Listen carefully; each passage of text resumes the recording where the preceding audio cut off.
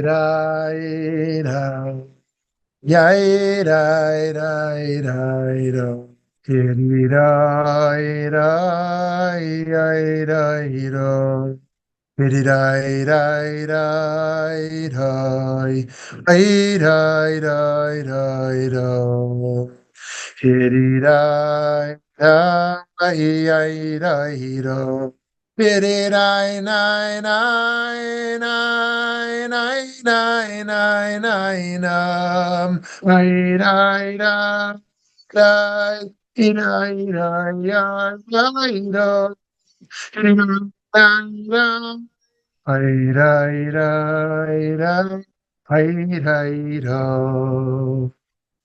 Shalom, shalom, wonderful friends. It's great to see you today. Thanks so much for being here. And at session 9 of Embracing the Full Diversity of Emotions, one of what I'm suggesting of the 10 greatest Jewish ideas needed in our time so deeply. So let's start with a poll question here on emotions. Option 1, there is one particular emotion that we should strive for most in our daily lives. Option 2, we should just be natural and let whatever comes come. Option 3, we should be we should be intentional and work to feel the fullness of all emotions at appropriate times. Got those 3 options? I feel like I want to check all the boxes, but sometimes I want to check none of them. Option 1, there is one particular emotion that we should strive for most in our daily lives. Option 2, we should just be natural and let whatever comes come. Option 3, we should be intentional and work to feel the fullness of all emotions at appropriate times. Okay, give you another 5 seconds here. Actually, I see some deep thinking, so let me give 10 seconds. 3, 2, 1, cast your final vote. Okay, let's see our results here for whoever got it in on time. Okay, nobody said there is one particular emotion we should strive for most. 38% said we should just be natural and let whatever comes come. And 63% said we should be intentional and work to feel the fullness of all emotions at all appropriate times. Okay, very good. So friends, this is going to be one of my shorter presentations, even though there's so much to say, because I really want to move towards conversation. Okay, so when someone picks up a religious practice, they're often looking to cultivate a certain kind of emotion. A Christian might be looking to live a happy life that comes from having full faith in God. A Buddhist will look to alleviate suffering by eliminating worldly attachments and desires. Jewish practice, however, doesn't have one specific emotion it's known for. The stereotype of Jewish angst and guilt is canceled out by the peace of Shabbat, and our prayers and mitzvot are so varied and all-encompassing that we never seem to be striving for one specific ideal state of mind. The Jewish approach is to recognize that all human emotions are there to be felt. That doesn't mean we let our basest desires run wild and refuse to work on ourselves. Rather, we take note of our various emotions and refine and elevate them. Whether we're celebrating a holiday or we're sitting Shiva for the death of a loved one, we don't dismiss the pleasures of life or ignore the pains of the world. We use our tradition to recognize that ultimately, these things all come from the same place. At a wedding, we break glass in order to, during this ecstatic experience of marrying a life partner, remember the brokenness of the world. All throughout the up and down ride of Jewish life, we're reminded of the verses, the famous verses in Ecclesiastes. Season is set for everything, a time for every experience under heaven, a time for being born and a time for dying. Okay, should we sing it now? A time for planting and a time for uprooting the planted, a time for slaying and a time for healing, a time for tearing down and a time for building up, a time for weeping and a time for laughing, a time for wailing and a time for dancing, a time for throwing stones and a time for gathering stones, a time for embracing and a time for shunning embraces, a time for seeking and a time for losing, a time for keeping and a time for discarding, a time for ripping and a time for sewing, a time for silence and a time for speaking, a time for loving and a time for hating. Ooh, that's a heavy one. A time for war and a time for peace. What value then can the man of affairs get from what he earns? Of course, even the author here can't ignore the apparent problem. What are we to make of a life filled with so many contradictions? Perhaps the answer is that we don't immediately need one. We feel what we need to feel, and we just keep moving on. We do the things we know a good life consists of because we have no other choice.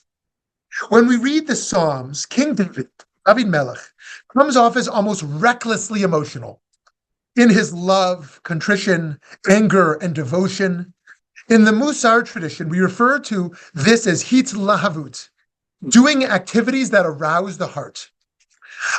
Additionally, Jews have the concept of avodah shebelev, worship of the heart.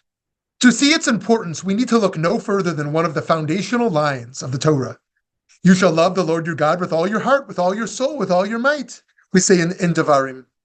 And so we love God with our hearts, but in the very next sentence we're told, take to heart these instructions with which I charge you this day. The heart here serves as a channel, both inwards and outwards, to receive love and Torah and to give back our love and good deeds to the world. The Talmud teaches Rachmana liba bai. God desires our heart, teaching that what's wanted is for us to experience the fullness of the heart with all emotions. At the same time, Judaism absolutely does make room for the view that emotions can be negative. We have both a good inclination and an evil inclination, and some are extra careful to avoid acting on the evil inclination. Maimonides writes, the early sages said, anyone who becomes angry is like one who worships idols. I mean, that's kind of a strong statement. They also said, whenever one becomes angry, if they're a wise person, their wisdom leaves them. If they're a prophet, their prophecy leaves them. The life of the irate is not true life. Therefore, they've directed that one distance themselves from anger and accustom themselves not to feel any reaction, even to things which provoke anger. This is the good path. So as a reminder, Maimonides likes the golden mean, learned from Aristotle. Okay, you shouldn't give all your money away, and you shouldn't be miserly. You should find a middle balance, right? You shouldn't be so quick to jump, but you also shouldn't be slow. You should find a balance, right? And so too, we can give 1,000 examples. But here's, on anger, he doesn't want a middle path. He thinks anger is destructive. Of course, there's righteous indignation. There's the natural emotion of anger. But he thinks somebody who's living consistently with anger, like this is a significant problem in his view. And if you agree or disagree, I'd love to hear in our conversation. One possible solution is to recognize when our emotions might get the best of us and try to redeem the feelings animating factor. For example, we know from the Torah that coveting somebody's possession is wrong, but maybe we can find something better to covet, such as a peer's wisdom or work ethic, and work towards attaining those things. In fact, there's a famous phrase, kinat sofrim tarbim chachma, that jealousy among sages increases wisdom. Right? So as opposed to envying somebody's spouse or envying their house or their prestige, right? We can envy wisdom, and that might make us wiser for something like that. We can channel it towards a more productive way. One might say the same about anger, rather than just being angry about things from our deep past that we can't address. How can we channel that frustration or anger towards productive means? One practice that few of us will want to take on fully, but that all of us can draw inspiration from, is hitbodedut, isolated meditation. Rabbi Nachman of Breslov taught, hitbodedut is the highest asset and greater than everything. That is, to set aside for oneself at least an hour or more for secluding oneself in some room or in a field and using claims and excuses. Speak one's peace with one's maker, using words that evoke favor, placate and consolate, in order to entreat and plead that he bring one closer to God to genuine divine worship. Essentially, isolation to pour out one's heart. Someone else might go to therapy and do the same thing. Rabbi Nachman goes on to explain that while Hebrew prayer certainly has its place, in Hitbodedut, we speak in our native language because that gives us easier access to the depths of our heart. He continues, this kind of prayer and conversation, so to speak, should be in the language one normally uses, one's native tongue, because it's difficult for a person to say everything they want to say in the holy tongue. Also, being unfamiliar with that language, one's heart is not moved by the words, as we're not accustomed to speaking Hebrew. But in our native tongue in which we normally speak and converse, it's much easier and so more likely for one to feel contrition. But this is because the heart is drawn to a person's native tongue and closer to it on account of his familiarity with it. So for Rabbi Nachman, he's probably doing it in Yiddish. It's funny, I was joking with Shoshana, my wife, a few days ago, about how many words there are in Yiddish for people you don't like, and how few there are for people you like. People you like, what are they? They're a mensch, right? Someone you don't like, they're a shlamazel, they're a shlamil, they're a schnorrer, they're help me here. I can think of like a dozen of them, right? I'm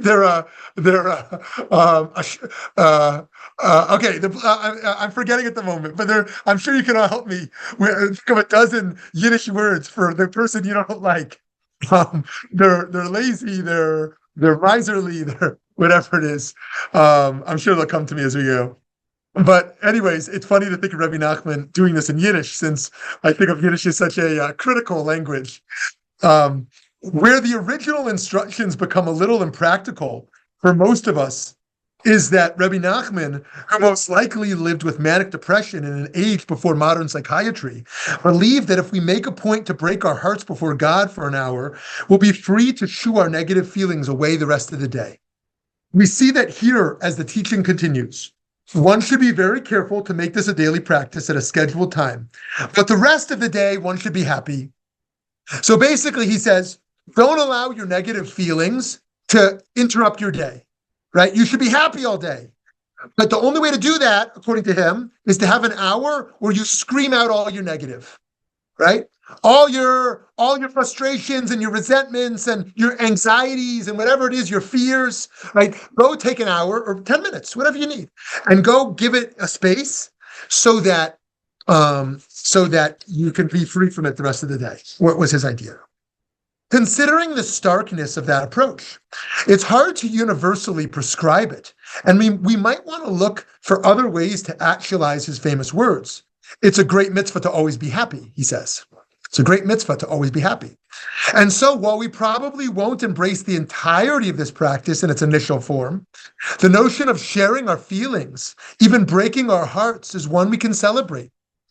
Perhaps Rabbi Nachman's most relevant approach to emotions comes 2 chapters earlier, where he explains that when we do this type of inner work, we're not ignoring the emotions so much as transforming them. Here's what he tells us. An analogy. Sometimes when people are happy and they dance, they grab someone standing outside the circle of the dance, who is depressed and gloomy. Against his will, they bring him into the circle of dancers. Against his will, they force him to be happy along with them. It's the same with happiness. When a person is happy, gloom and suffering stand aside. Yet greater still is to gather courage to actually pursue gloom and to introduce it into the joy, such that the gloom itself turns into joy. A person should transform gloom and all suffering into joy. It's like a person who comes to a celebration. The abundant joy and happiness then transforms all his worries, depression and gloom, into joy.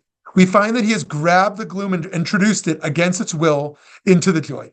So he's saying here, you're in a dance circle and everyone's having a great time, and you see this poor fellow sitting outside the dance circle. So you grab his hand and you pull him into the dance, right? He's saying, now think of that sadness in you as that person outside the dance. Pull that sadness into your happy dance so that it becomes elevated into your happy dance. The only way I can think of as a happy dance is like at a Jewish wedding where you hold the person's shoulders in front of you and you just rock back and forth as you dance in a circle. Probably the only dance move I have is that rock back and forth in the circle. I mean, Shoshana makes fun of me that I dance like my mom, where I have a little bounce up and down. But Yeah, if my kids inherit anything from me, hopefully it's not my dance moves. Ultimately, our Jewish tradition wants us to be authentically and emotionally alive. This doesn't mean we simply do whatever we feel like doing. Rather, we're tasked with asking ourselves what Judaism is asking of us emotionally in any given moment. We learn that living a healthy life requires embracing the balances of emotions productively without suppressing them. In our culture, we've made sadness into a problem to be solved. And yes, our sources do agree that pervasive sadness and paralyzing anxiety are things we want to overcome. But experiencing the full diversity of our emotions is how we actualize the human experience. In some sense, we do yearn for a state of final peace and perfection. What we realize along the way, though, is that such oneness is revealed from our doing the work of redeeming all the apparently disjointed and contradictory aspects of life. By doing that, we come to find that was all harmonious all along. So, friends, the last thing I want to share before we move into conversation is a strong film recommendation I have for everyone to go with their child or grandchild or with another kid in their lives, especially if they're a teenager. On Father's Day, 2 days ago, I was privileged to go with my kids to see the movie Inside Out 2. I don't know if anybody saw Inside Out 1. Shmuly is talking about go see Inside Out 2 with a child. Inside Out 1 was very good, and Inside Out 2 was even better. Even better. Inside Out 1 is about an adolescent and her 5 or 6 emotions that she lives with: joy and sadness and fear, disgust. A lot of disgust for young kids. And this one is about an emerging teenage girl. It's the same girl, Riley, and she's turning 13. And now, if any of you here were a girl once, or if you lived with a sister, or if you had a girl, you might know. I mean, it's but also with boys, but different ways. That she's entering puberty. She's got a hormonal overload, and new emotions enter her life. The emotions of embarrassment, the emotions of anxiety, of inui, boredom, and the great defense mechanism of sarcasm now comes into her life.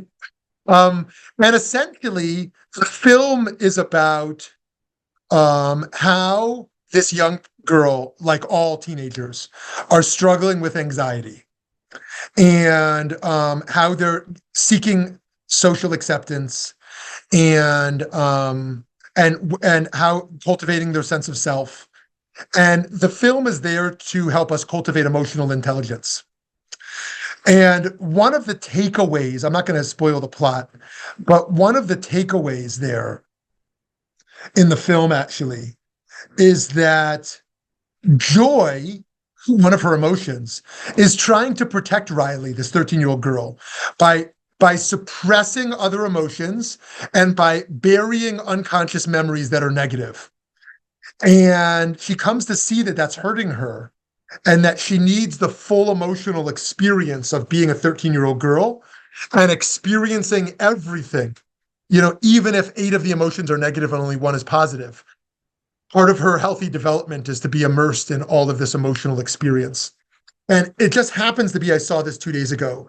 And I don't usually recommend films, but I do. I think someone 90 years old would love this. Somebody 5 years old would love this, even though it's primarily geared to someone, ages 12 to 15.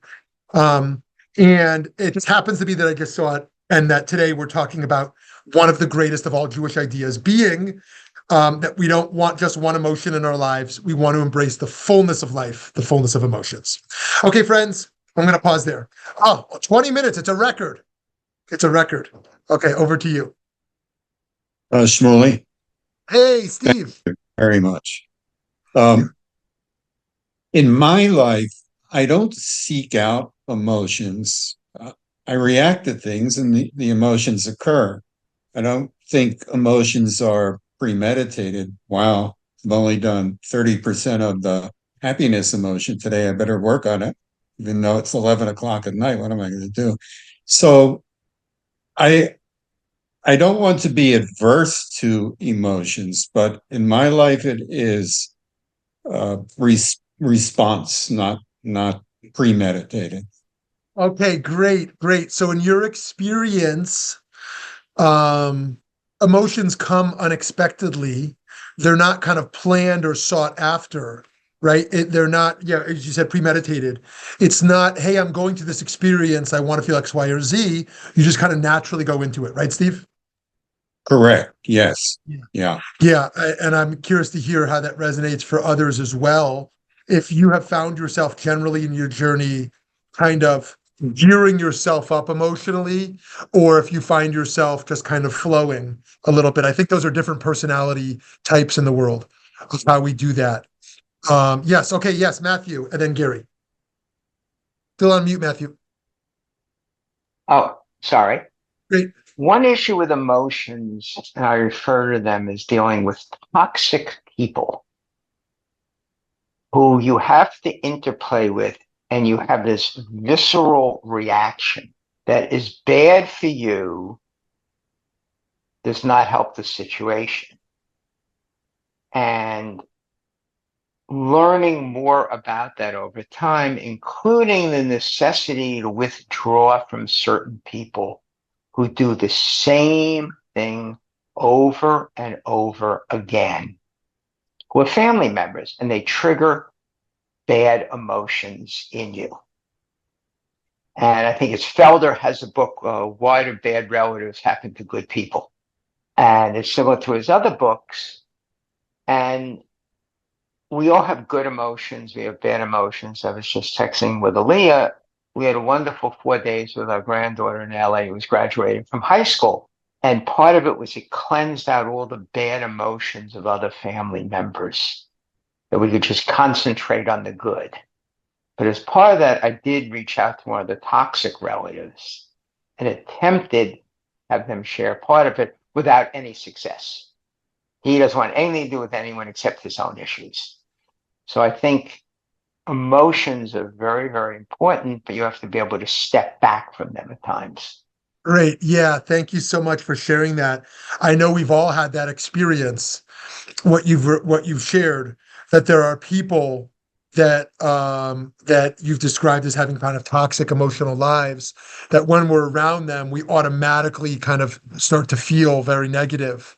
And what do we do about that? And Well, we get sucked in. we get sucked in. It's so powerful. We get sucked in, right?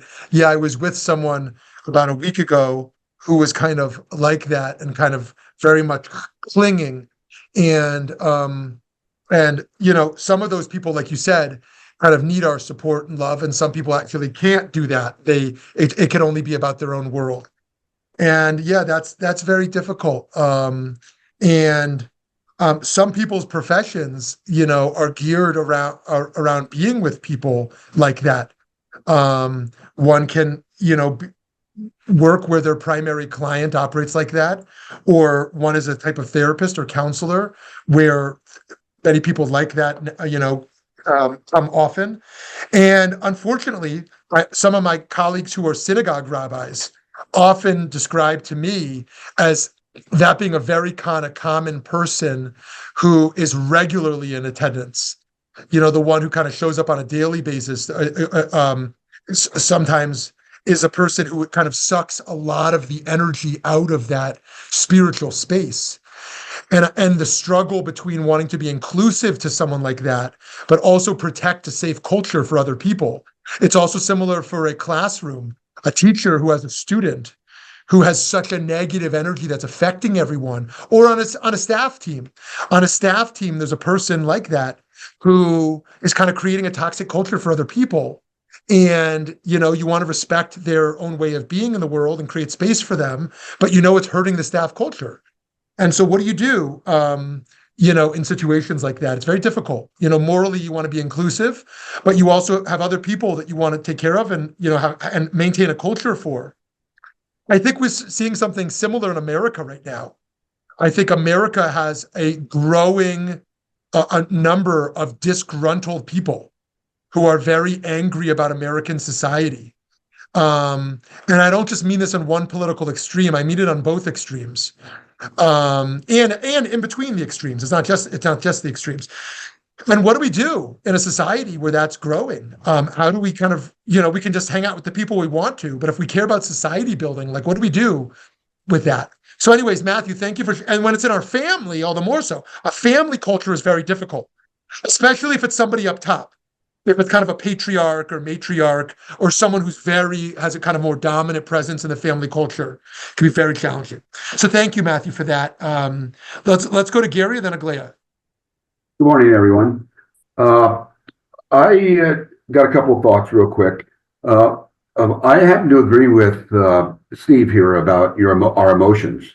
That I think they happen when they happen, and I think if you force an emotion upon yourself, then you're not being true to yourself. I'm not an externally emotional person. That's just not who I am. I may have internal emotion, but I don't always show it externally. So if people say, "Aren't you having a good time?" Well, I'm having a good time, but I'm not into the same frame of mind that you are. So your questions that you asked this morning, I think you got to know who you are and understand who you are, and you can't fake it through life. That's on that thing. And I have to agree with who just spoke, Matthew, that toxic people can really be a bummer, for lack of better terms. And I know that all of us, except probably Stacy and Alex, are considerably younger than most of us. I guess, Shmuly, you're in that group too. But I know as I've gotten older, I try to avoid situations that are toxic. I have some very good friends and we meet, but it's got to be on a limited basis because, as you said, they suck all the air out of the room. And, after a while, you walk away going, really? I have an older brother that's way. That I love him dearly, but I can't spend a lot of time with him because he sucks the air out of the room. So I try to avoid those situations. And the third thing I just wanted to mention is I think you can't talk about emotions and without looking at the mental health issue, which when we listen to Rabbi Nachman talk about in the 1800s that we should all meditate. But so much of what we know about emotional distress today and our emotions is a chemical imbalance. I'm a podiatrist. I'm not a psychologist, or a psychiatrist, but I know these. We all know these things. And so, how do you tell somebody who's depressed, for example, oh, just go meditate or become spiritual? So I think it becomes a much broader topic other than just a spiritual, emotional thing. So that was awesome. And the last thing I wanted to say. Yeah. So and real quick.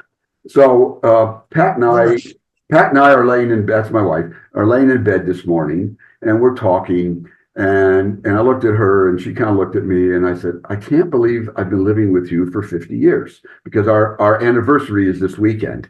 And we kind of laughed at each other, and we said, we've been through a lot of good times and bad times, and thank God we've had more good times than bad times. And because in life we do go through these emotional roller coasters, and they change with age and they change with situations.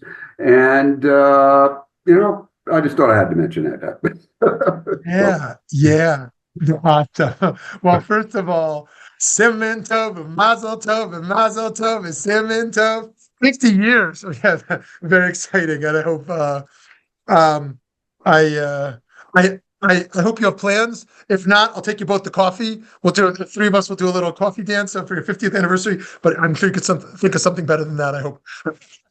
But yes, I love that. And the people who have been in our lives for decades, people, whether they're siblings or their spouses or whoever they are, or parents who are alive, who have known us for that long, it's just incredible to think about the roller coaster of emotions in our lives. To your point about around mental health and being more than the spiritual, that is so appreciated. I think I certainly agree that we need psychological insights and support and psychiatrists at times and addressing chemical imbalances. And it's a holistic approach on so many levels of diet and exercise and psychology and medicine. So I appreciate that so much, and to be so attentive to that.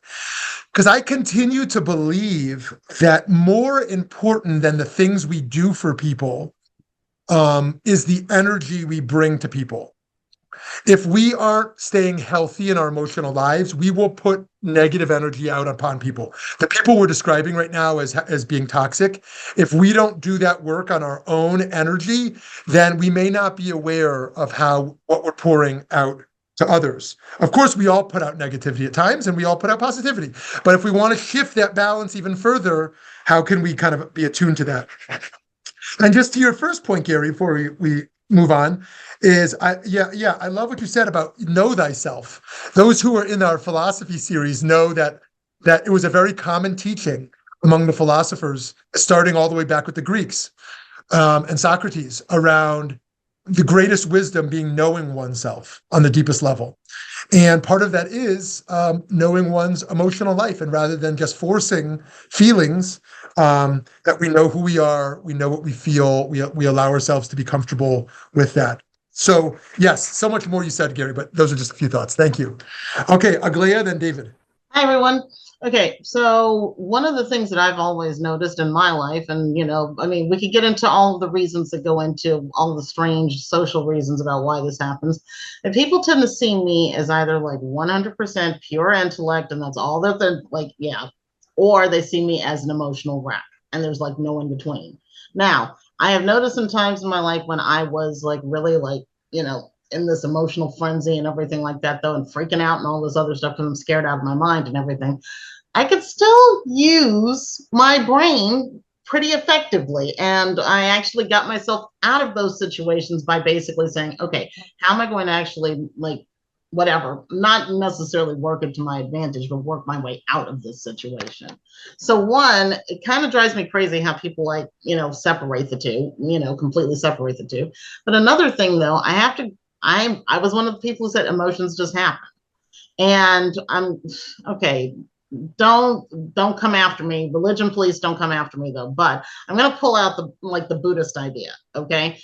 If you are angry and you are really, really angry and you're trying to force yourself not to be angry, well, then what you are doing is reinforcing that you are angry and you're just making it worse. So just using my brain one time, I decided I am really, really, really just ridiculously angry with this person. So I got out a piece of paper and I just wrote some things that I would never want anyone to know that I ever even knew those words in my entire life.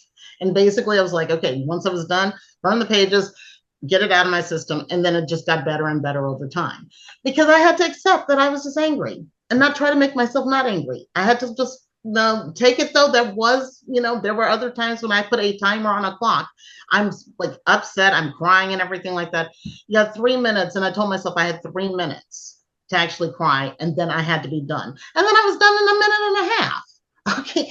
Now take it though. Like it's not, I mean, I don't know if anyone else has had that experience or whatever, but I mean, we're all like a complete and total package. And so because of this, though, there are ways also to use that, like brain and the emotions together. Sometimes your emotions have to override your brain because there were times when I had to like basically say, okay, I could basically get like this whole like, stark, like logic thing going on and everything like that. However, though, it's not necessarily the nicest thing to do to this person right now. So let's get some compassion flowing and like, do something else. Now, and also in case everyone hasn't noticed in this like Zoom meeting so far, what is my coping mechanism? Snark, sarcasm, and everything else like that. I'm trying to get myself out of that.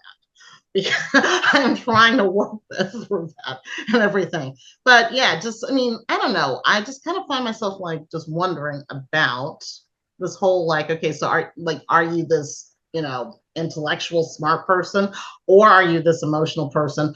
Or do you have to like, like separate the two? Or are there ways to like actually, work with, okay, I have this emotion right now. So I'm going to actually, put some sort of timer on it so that, or do something like write it out so that I can accept it instead of trying to force myself to have another emotion, which is not going to happen. It's just, well, like I said, you're only reinforcing it. So I don't know, just throwing that out there.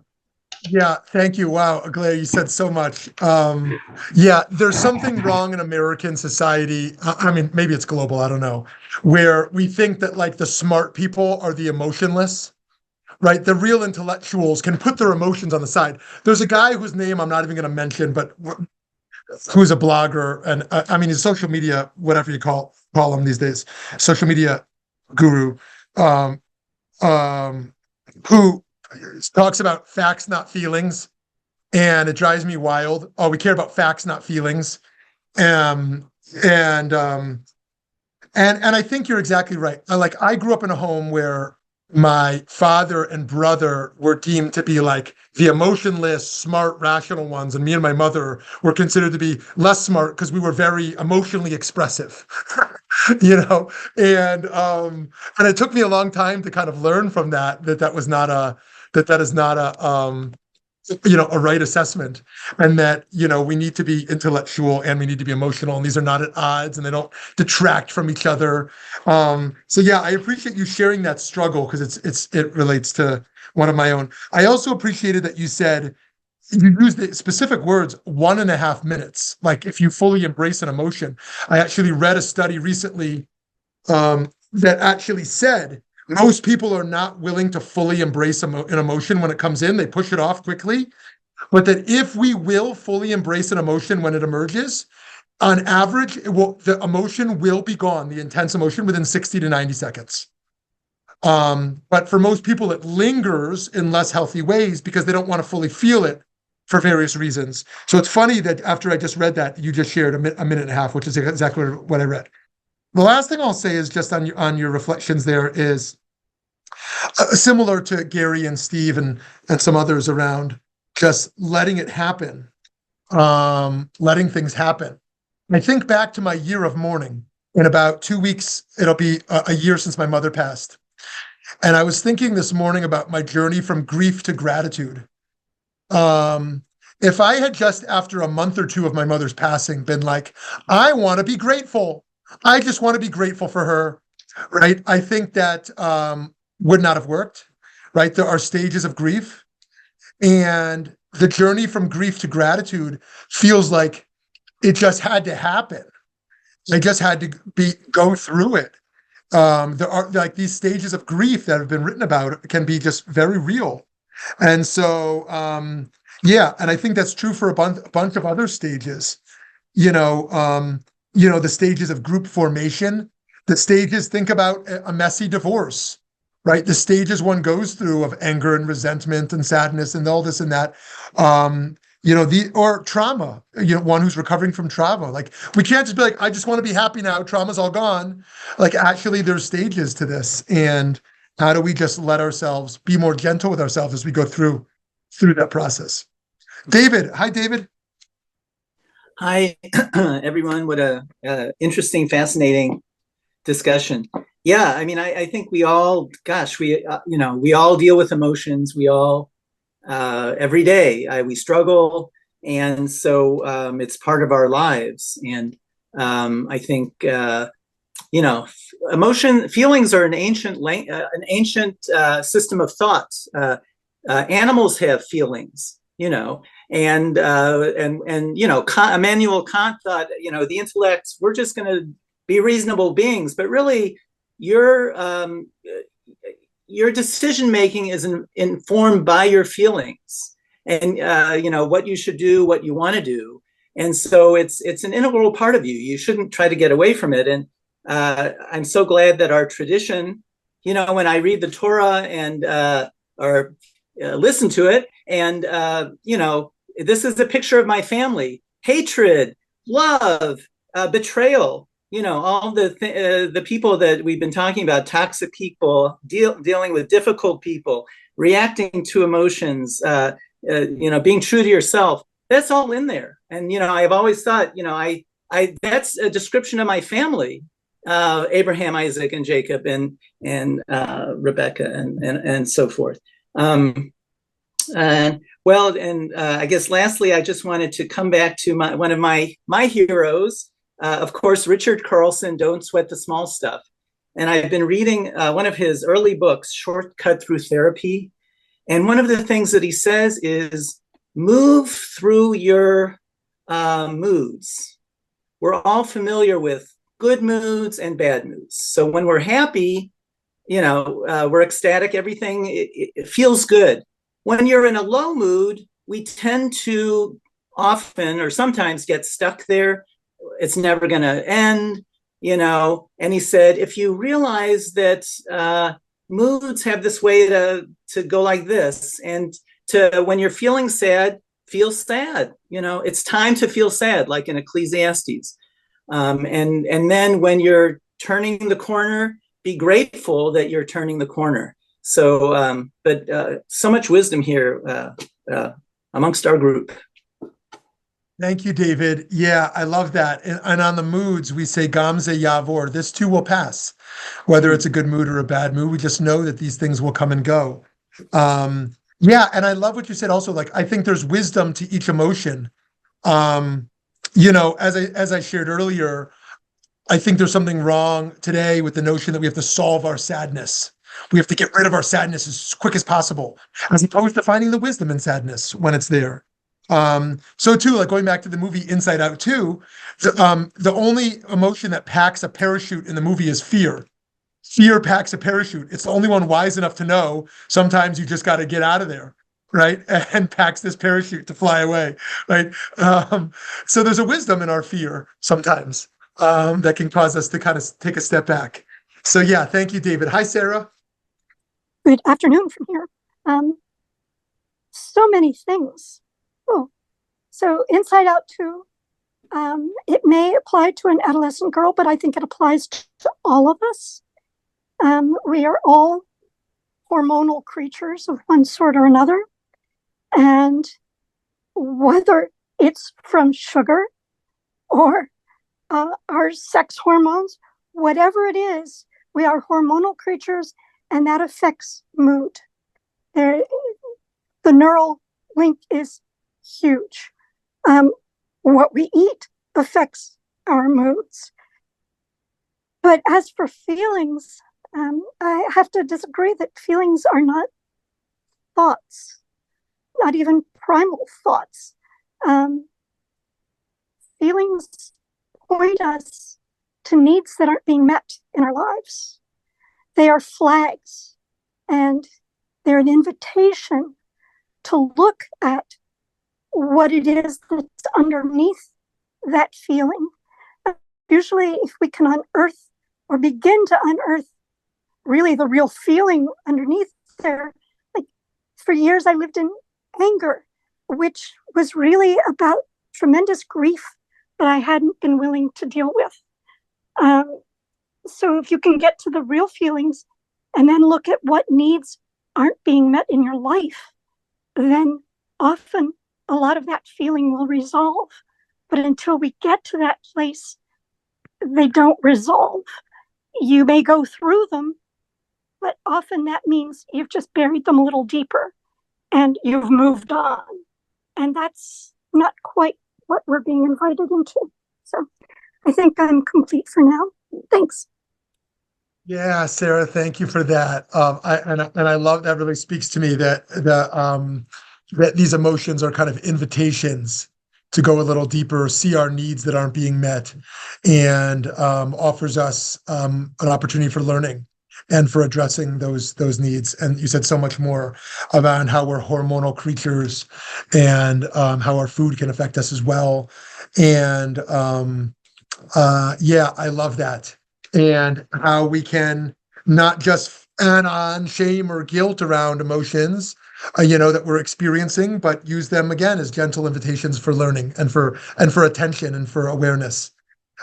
Beautiful. And there's one other piece, and that is the Buddha, who talked about emotions, but they're simply chemical reactions. And the more we are aware of those chemical reactions before we react, And often what people do is they react to that through that emotion. We're better able to find equanimity in our lives. And that balance is what allows us to think more clearly, be more active, being in that reactive state. Now I'm really complete. Awesome. Thank you so much. Beautiful. Great. Okay. Who else wants to hop in with any thoughts or questions for the group? I'll hop in if nobody else. I think, whoa. I hope I don't lose my power before I finish my statement. But even though I am a Buju and I study Buddhism, I think that Judaism is all about not being afraid to love with your whole heart. So, and I imperfectly understand Buddhism, but I know that it wants to end suffering, which is good. But I think maybe, or at least for me, I'll say, it's not good to be afraid to live, to experience life in all of its ups and downs in order to protect yourself from suffering, because life is full of joy and suffering. And our rabbi at the temple, there's some story or poem or something about why does it say you should write the words of the Torah upon your heart and not within? And it said, when your heart breaks, the words fall in, and you gain a deeper understanding of life. And so don't be afraid to open your heart up to life. Beautiful. Yeah, I love that. That teaching originally comes from the Kutzker Rebbe. So thank you for sharing that. There are times when we cannot feel it all, but then there's times where the heart cracks open and everything pours through. Hi, Gary. I'm back. Actually, I love what David just said. And I think the beauty of Judaism is that it allows us, first of all, it's a living religion. It allows us to enjoy all the emotions of within and without. As we just read in Ecclesiastes, there's a time to drink, time to get drunk, there's a time not to drink, there's a time to cry. And that has become more and more important. Well, it's always been important, but much more meaningful as I've gotten older, because it helps direct us to all those emotions, and not to deny them, not to deny those emotions, but to do them in an appropriate place and time as you as a human being dictate. One of the things that has helped me, I was always kind of you probably don't quite see it anymore because I've kind of an angry person, and when I graduated medical school, I was given a physician's prayer by Maimonides, and it sits in my room. We used to sit in my office, now it sits in the bedroom. But every morning I would read that, and it just put me in such a positive frame of mind that gave me the strength to be more human and to understand. So I know that my wife reads something else every morning that kind of puts her in the right frame of mind to be positive. And that surely has maybe look at the world when I was younger to where I am at today. Very, very interesting. Thank you so much. This might be a good place for us to pause for today. So much wisdom everyone shared on your own experiences with emotional life and how we continue to navigate that and how Judaism can enhance that journey rather than hold it back, and kind of liberate that by not trying to push us into a certain box of feeling. So thank you all for this. A reminder that we're, due to some scheduling issues, we're off for a few weeks. Alex will send out the specific dates. We're off for a few weeks, and then in a few weeks we have session 10 of this, and then we move into the next series, those who want to join us, of 10 leadership lessons. that we learn from the Torah. So have a great day, and a day full of every possible emotion, and that we should all have the wisdom to keep balancing it all and the joy to experience it all with a full heart.